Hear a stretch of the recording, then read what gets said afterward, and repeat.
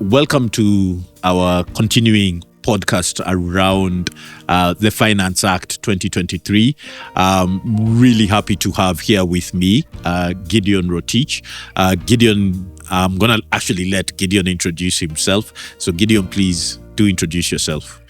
Thank you so much, Titus, and happy to be here.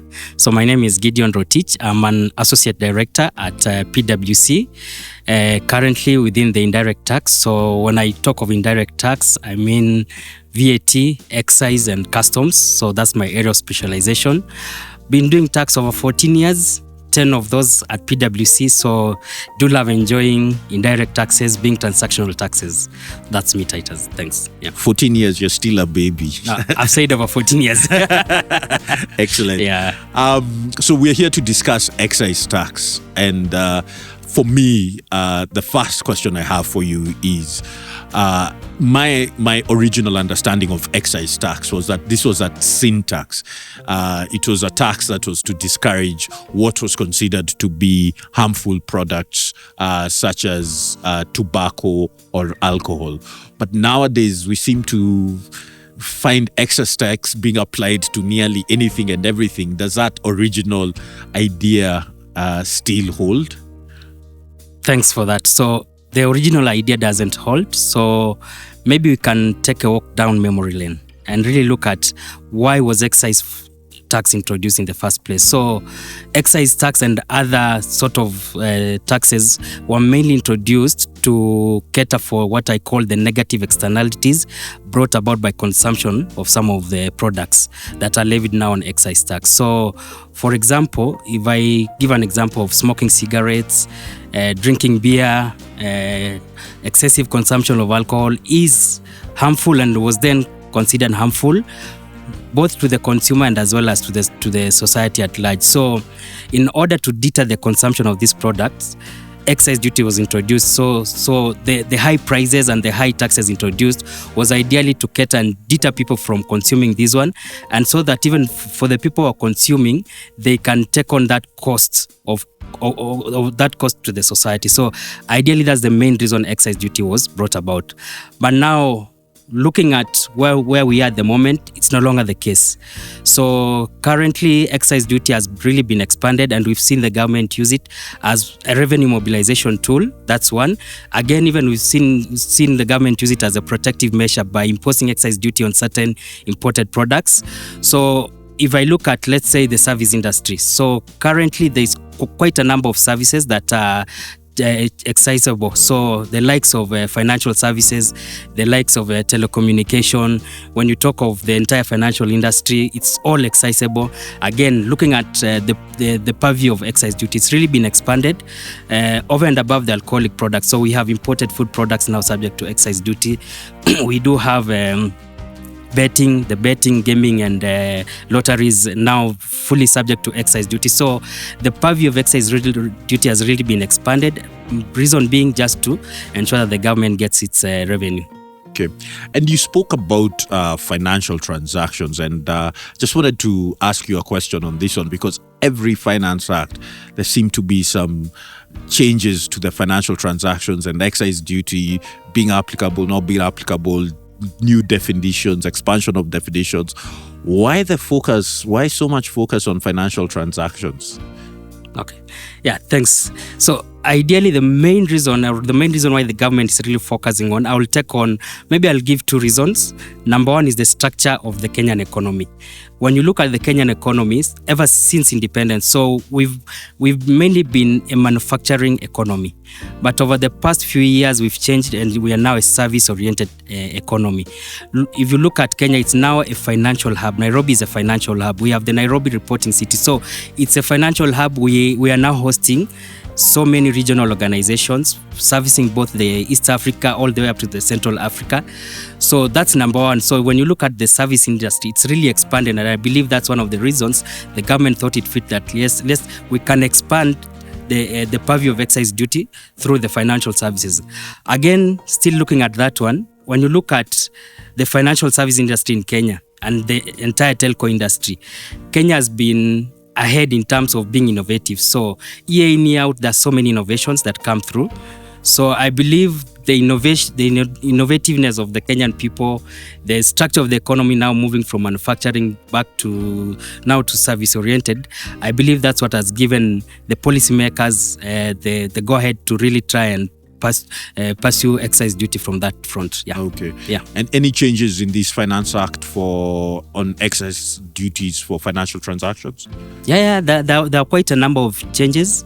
Yeah, maybe one I will just say one that is really refreshing is a reduction of excise duty. So we've seen a reduction of excise duty from 20% to 15% on fees charged for money transfer services by banks and financial institutions. So this is really a very, very good move. Ideally, when you reduce from 20% to 15%, I believe that every other citizen should notice in terms of the reduction of the fees that are being charged.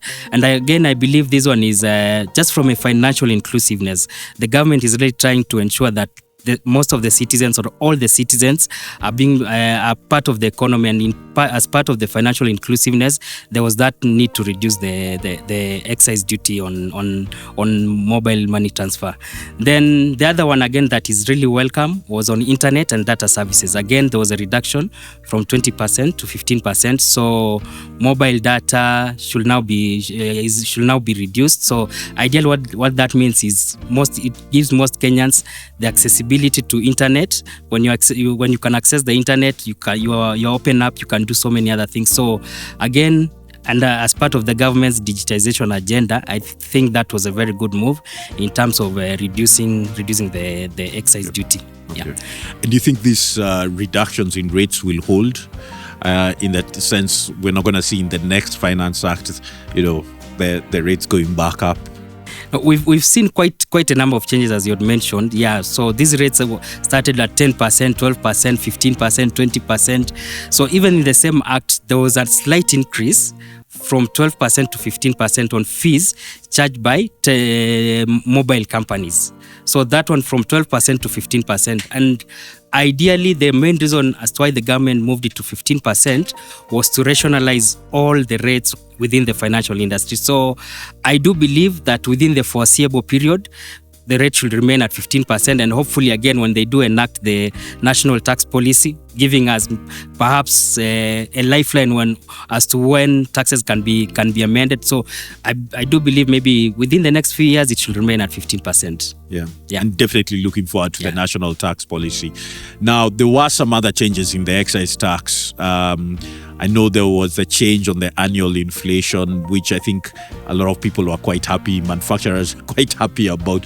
Maybe take us through a rundown of some of these other important changes that were there in the Excise Act. Yeah. Okay, thanks. Yeah, so on the annual inflation, it was really a welcome move. Yeah, if you notice, most manufacturers are really happy because of that one. So ideally, the previous law, was now previous, empowered the commissioner to adjust rates of excise duty on various products annually. So the commissioner had the discretion to adjust rates. Over and above that one, through the Finance Act, rates were always being changed. So you will find maybe the rates of certain excisable products were increased via the Finance Act.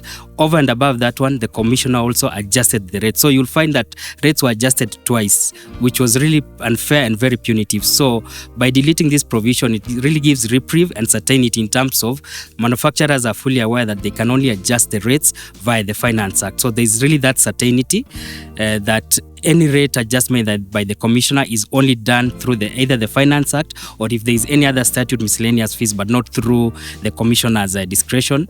Then the other advantage again is that when it goes through the entire Finance Act, it goes through the entire public participation, goes through the entire parliamentary process, and like currently when the commissioner will just publish the rates in the legal gazette notice. Okay, excellent. And we will continue to see, I'm guessing, excise tax being an important catch-all tax. Is that your expectation, that excise tax will continue being that sort of catch-all tax that is then being applied to any and every sort of business? Is that our expectation? Like if you were to look forward into Finance Act 2024?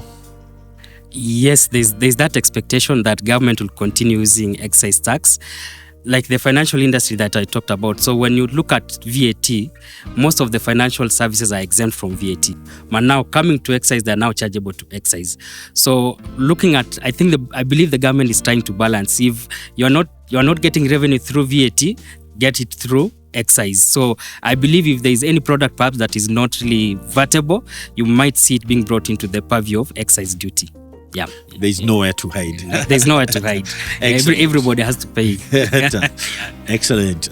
Gideon, this has been a really interesting discussion. Again, just clarifying to me a couple of things. So looking forward to seeing you again. I hope you'll come back and talk to us more on indirect taxes. Happy to be back to the city. Okay. Thank you. Thank you.